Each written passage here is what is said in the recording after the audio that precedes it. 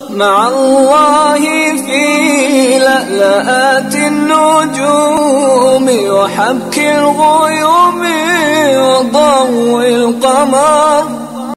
عزیز ناظرین کرام، السلام علیکم ورحمۃ اللہ وبرکاتہ۔ میں آپ کی خدمت میں حاضر ہوں پروگرام سنہری باتوں کے ساتھ، اور آج کی اس مجلس میں ایک سائل کا سوال عرض کریں گے۔ وہ پوچھنا چاہتی ہیں کہ میں نوجوان لڑکی ہوں اور خود لذتی کی بیماری میں مبتلا ہوں۔ میں نے کئی بار اس برائی کو چھوڑا ہے، لیکن دوبارہ پھر اس میں مبتلا ہو جاتی ہوں۔ میں نے کئی بار توبہ کرنے کی کوشش کی ہے، لیکن دوبارہ اسی غلطی میں مبتلا ہو جاتی ہوں۔ لیکن جب بھی غلطی کرتی ہوں تو مجھے بہت زیادہ دکھ اور تکلیف کا احساس ہوتا ہے۔ تو کیا اس گناہ سے بچنے کے لیے کوئی کارآمد طریقہ ہے کہ میں دوبارہ اس گناہ میں ملوث نہ ہو سکوں؟ اور کیا اللہ تعالیٰ میری توبہ قبول فرماتا ہے؟ میں نے خود لذتی کی جگہ پر کئی بار اپنے آپ کو جلانے کی کوشش بھی کی ہے، لیکن میں پھر دوبارہ اسی لعنت میں مبتلا ہو جاتی ہوں۔ تو یاد رکھیے گا کہ یہ بات واضح ہے کہ اللہ تعالیٰ نے انسان کو پیدا فرمایا اور اس میں شہوت بھی رکھی ہے۔ اللہ تعالیٰ کو شہوت کے مقابلے میں انسان کی کمزوری کا علم ہے، اسی لیے ہمارے لیے ایسے شرعی بندوبست بھی کیے جن کی وجہ سے ہم حرام کاموں میں ملوث ہونے سے بچ سکتے ہیں۔ پھر اگر کوئی حرام میں ملوث ہو بھی جائے تو اللہ تعالیٰ نے ہمارے لیے اس کا علاج بھی مہیا فرمایا، تاکہ جہاں ہم غفلت اور بے راہ روی میں لتھڑے ہوئے نفس ہمارا اور شیطانی چالوں کی وجہ سے گناہ کے راستے پر چل نکلے تھے، وہاں سے واپس لوٹ آئے۔ ایسی صورتحال میں خیر و بلائی اور نجات کا بنیادی ذریعہ یہ ہے کہ گناہ میں ملوث ہونے سے پہلے ہی نفس کا مقابلہ کریں، تمام ایسے امور سے دور ہو جائیں جو انسان کو گناہ پر ابھار سکتے ہیں یا گناہ کے لیے معاون بن سکتے ہیں، یا گناہ کو اچھا بنا کر پیش کر سکتے ہیں۔ تو انسان کو چاہیے کہ ہر وقت اپنا دین بچا کر رکھے اور اللہ تعالیٰ سے دوڑ لگائے، نفس امارہ سے دور بھاگے، برے دوستوں اور برے ماحول سے بچے، اللہ تعالیٰ کے عذاب سے ڈٹ کر رحمت اور رضا الہی کی جستجو میں لگا رہے، اور اگر پھر بھی گناہ میں ملوث ہو جائے تو اس کا علاج صرف یہی ہے کہ سچی توبہ کی جائے، اللہ تعالیٰ سے اپنا ٹوٹا ہوا رابطہ استوار کرے، اس سے پہلے کہ موت اس کی توبہ کی راہ میں رکاوٹ بن جائے اور وہ گناہ کی حالت میں ہی یہاں سے چل بسے۔ صحیح بخاری اور صحیح مسلم میں ہے کہ ابو ہریرہ رضی اللہ تعالیٰ عنہ بیان کرتے ہیں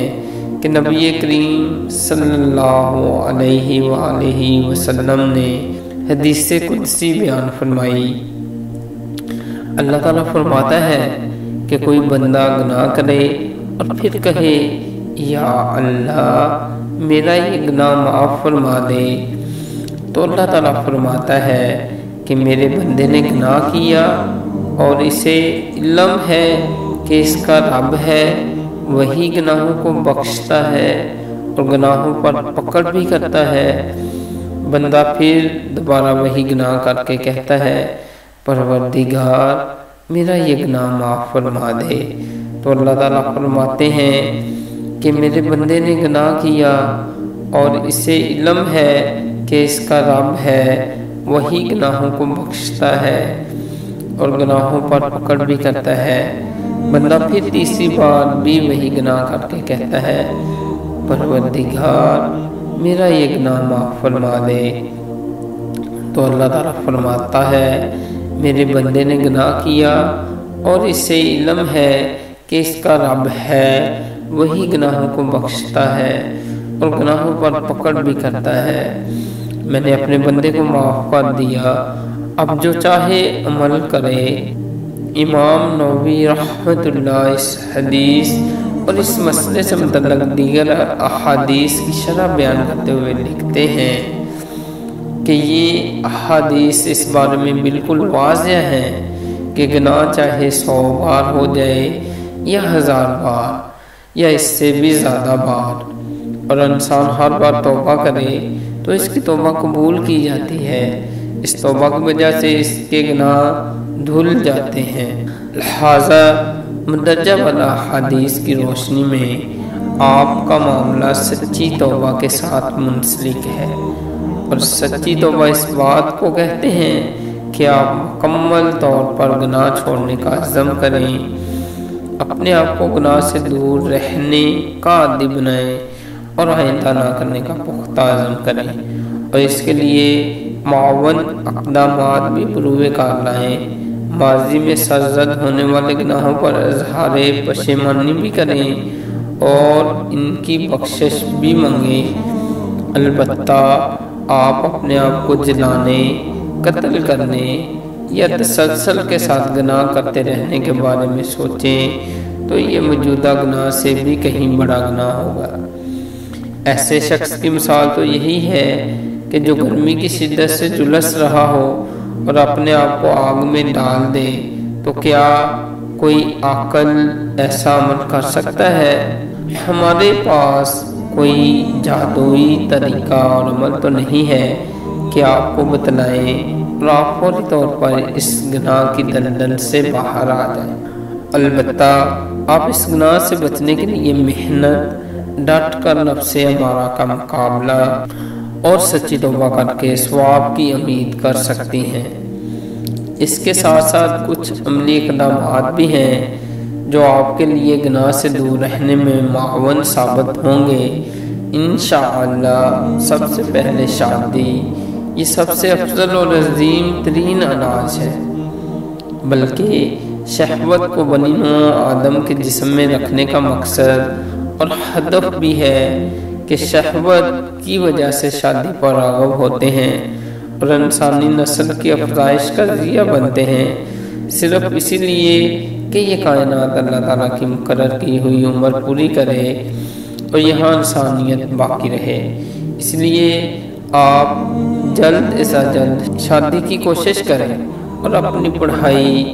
یا اسی طرح کے دوسرے بہانوں کو آڑ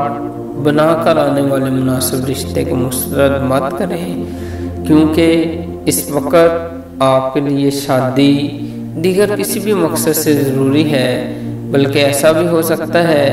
کہ آپ خود اچھے خاوند کی تلاش میں لگ جائیں، یعنی اپنی دیندار، مخلص اور اچھی سہیلیوں اور جاننے والی خواتین کے ذریعے رشتہ تلاش کریں۔ آپ جیسی نوجوان لڑکیوں اور لڑکوں کو ہی نبی کریم صلی اللہ علیہ وآلہ وسلم نے یہ نصیحت فرمائی ہے کہ نوجوانوں، جو تم میں سے شادی کے اخراجات کی صلاحیت رکھتا ہو تو وہ شادی کر لے، کیونکہ شادی سے نظریں جھک جاتی ہیں اور شرمگاہ محفوظ ہو جاتی ہے، اور اگر کسی کے پاس استطاعت نہیں ہے تو روزے رکھے، اس سے شہوت ٹوٹ جاتی ہے۔ ایسی فلموں، ڈراموں اور رومانسی قصوں اور کہانیوں سے بالکل دور رہیں جن کی وجہ سے شہوت بھڑکتی ہے۔ اسی طرح حیا باختہ ویب سائٹ سے دور رہیں، کسی بھی ایسی دیکھنے سننے کی چیز سے دور رہیں جس سے شہوت انگیخت ہوتی ہو، یا مخلوط مجالس سے اپنے آپ کو دور رکھیں۔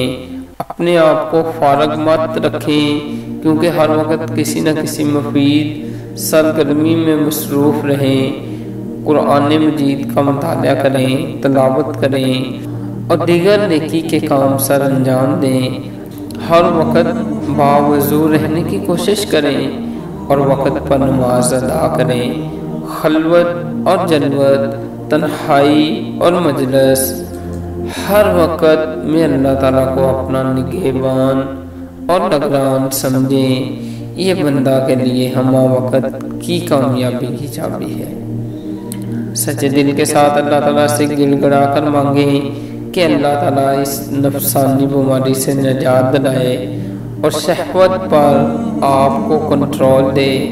اور آپ کے لیے ایسے حلال وسائل مہیا فرمائے جن کی وجہ سے آپ کی شہوت پوری ہو،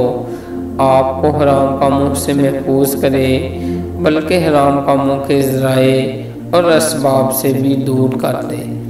ہم اللہ تعالیٰ سے دعا گو ہیں کہ اللہ تعالیٰ کی سچی توبہ کرنے کے لیے مدد کرے، آپ کو برائیوں سے بچائے اور برائیاں آپ سے دور کر دے، نیز آپ کو توبہ کرنے والوں میں شامل فرمائے۔ آمین ثم آمین۔